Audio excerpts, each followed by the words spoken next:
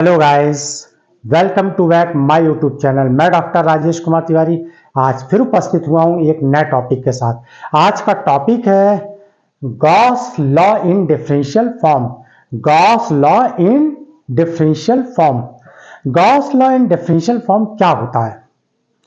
देखिए, इससे पहले आपने गॉस लॉ सरफेस के लिए पढ़ा है, यानी इंटेंसिटी फाइंड करने में यूज किया गॉस लॉ, और वहां पर गॉस लॉ इंटीग्रेशन फॉर्म में स्टडी करी।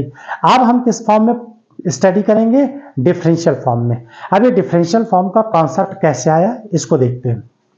देखिए, यहां पर हमने एक ये क्लोज सरफेस ले लिया, जैसा कि गॉस लॉ इंटीग्रेशन फॉर्म है उसमें क्लोज सरफेस ही लेते हैं। ये एक क्लोज सरफेस ले लेते हैं, इसका सरफेस कितना एस है और इसका वॉल्यूम कितना है, वी है। ये वॉल्यूम वी है, इनसाइड का वॉल्यूम क्या है, वी। हम चार्ज दें, वो चार्ज क्या करें, वॉल्यूम फॉर्म में डिस्ट्रीब्यूट हो जाए। यहां ध्यान रखिएगा, अभी तक हम चार्ज पढ़ते थे कि सरफेस पे डिस्ट्रीब्यूट हो जाए। आज जो हम स्टडी करने वाले हैं वो ये था कि चार्ज वॉल्यूम फॉर्म में डिस्ट्रीब्यूट हो जाए।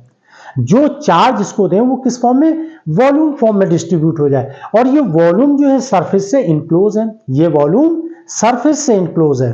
क्लियर है ना? तो यहां पर जो हम चार्ज देंगे वो क्या होगा, वॉल्यूम फॉर्म में डिस्ट्रीब्यूट होगा। अब अगर आप इसी को स्मॉल एलिमेंट मान लें सरफेस का, तो ये वॉल्यूम स्मॉल भी हो जाएगा।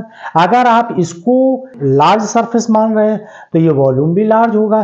तो इसका एक स्मॉल कंपोनेंट यहां पर ले लीजिए ऐसे। तो इसका वॉल्यूम अगर dv है तो इसका सरफेस कितना हो जाएगा, ds हो जाएगा। क्लियर है?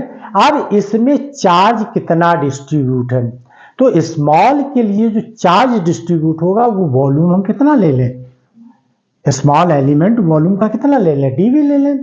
स्मॉल एलिमेंट क्या ले लें, वॉल्यूम का dv। और charge density per unit volume क्या होती है, रो होती है, उसका इसमें मल्टीप्लाई कर दें तो ये हमें स्मॉल एलिमेंट का मिल जाएगा।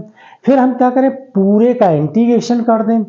अगर हम इंटीग्रेशन कर लेंगे तो हमें इसके अंदर का चार्ज मिल जाएगा, इस पूरे क्लोज सरफेस, यानी कि इस क्लोज सरफेस के अंदर जो वॉल्यूम है उसका हमको क्या मिल जाएगा, ये चार्ज मिल जाएगा, जिसको हम Q से रिप्रेजेंट करेंगे। जहां पर Q होगा वहां पर ये वैल्यू पुट कर देंगे, तो ये वॉल्यूम इंटीग्रेशन हो गया। अब देखिए, यहां से स्टार्ट करते हैं। According to Gauss law, Gauss law क्या होती है, सरफेस इंटीग्रल के लिए। तो यहां पर close surface E dot D S Q by epsilon naught. Clear है? ये इक्वेशन फर्स्ट हो गई। When charge is distributed, charge distribute है किस फॉर्म में, वॉल्यूम फॉर्म में। देखिए, over a volume, volume form में चार्ज डिस्ट्रीब्यूट है। क्लियर है? और वो इनक्लोज किससे, सरफेस से, और वो सरफेस क्या है, स्मॉल एलिमेंट है, ds है। तो Q equal to integration V rho dv। Rho क्या है, charge density per unit volume. Rho क्या है, charge density per unit volume. Clear है यहां तक? अब देखिए, इस चार्ज की वैल्यू उठा के यहां पुट कर दीजिए। ये चार्ज की वैल्यू ये है, ये वैल्यू यहां रख दीजिए। तो integration E dot D S equal to integration V rho dv upon epsilon naught, ये वैल्यू यहां पुट कर दीजिए। ये निकल कर वैल्यू आ गई। यहां तक क्लियर है? अब एक थ्योरम होती है जिसका नाम है डाइवर्जेंस थ्योरम। क्या नाम है, डाइवर्जेंस थ्योरम। डाइवर्जेंस थ्योरम का काम क्या है, ये सरफेस इंटीग्रल को वॉल्यूम इंटीग्रल में कन्वर्ट कर देती है। क्या करती है, वॉल्यूम को सरफेस में या सरफेस को वॉल्यूम इंटीग्रल में कन्वर्ट कर देती है। तो according to divergence theorem, according to divergence theorem surface integral को किस में बदल देती है, वॉल्यूम इंटीग्रल में कन्वर्ट कर देती है। तो सरफेस इंटीग्रल क्या होता है, integration close surface E D S equal to, यहां डॉट है, equal integration E dot D S equal to integration volume divergence E D V. ये कन्वर्ट कर दिया, यानी सरफेस को इसने वॉल्यूम इंटीग्रल में बदल दिया। अब जहां पर ये वैल्यू लिखी हुई, देखिए ये वैल्यू और ये वैल्यू इक्वल है ना, ये वैल्यू इसके इक्वल है, तो ये वैल्यू यहां पर पुट कर दीजिए। Integration v volume integral divergence e dv equal to, right hand में क्या लिखा है, integration v rho dv upon epsilon naught. Clear? अब देखिए divergence E equal to divergence E integration V dV equal to rho epsilon naught integration V dV।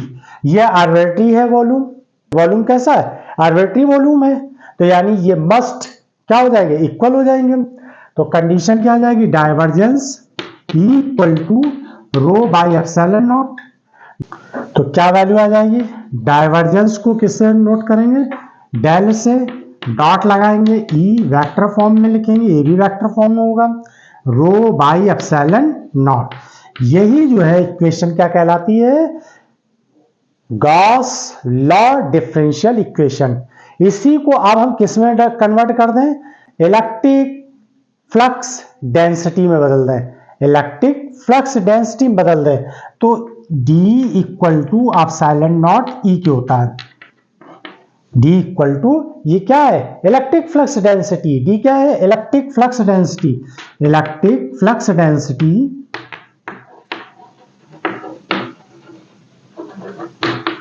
Clear.